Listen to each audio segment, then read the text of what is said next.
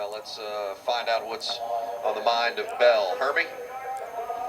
Well, it looked like most of the night that the Ford truck had a shot to go to victory lane. You end up still inside the cut line, but outside the top 10, finishing tonight's race. What happened to cause all this damage on this Ford Toyota Tundra? Man, it was just hard racing there at the end.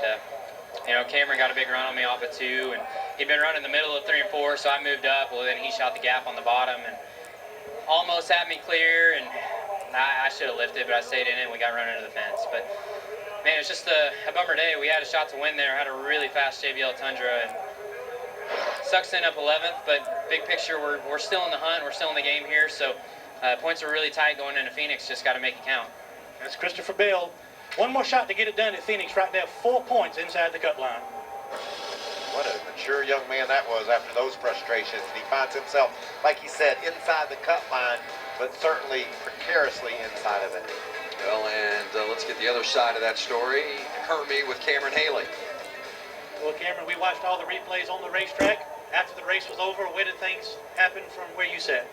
Well, you know, our Ride TV Tundra was really strong at the beginning of the race, and towards the end of the race, we started fading real bad. And at that last restart, I don't know what happened. I guess it went 3 wide, and Christopher got loose and got into me, and we got a pretty bad right front tire rub.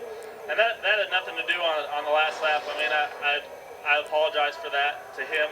I know he's in the chase, and my spotter was calling clear, clear, clear.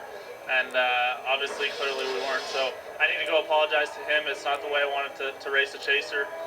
But I mean, overall, great run for a Ride TV Tundra. Ride TV is based out of Fort Worth, and we got Tundras built here in Texas as well. So it's cool to get a top 10 run for them. It's Cameron Haley. Well, so Haley and Bell, chaser Bell, non-chaser Haley.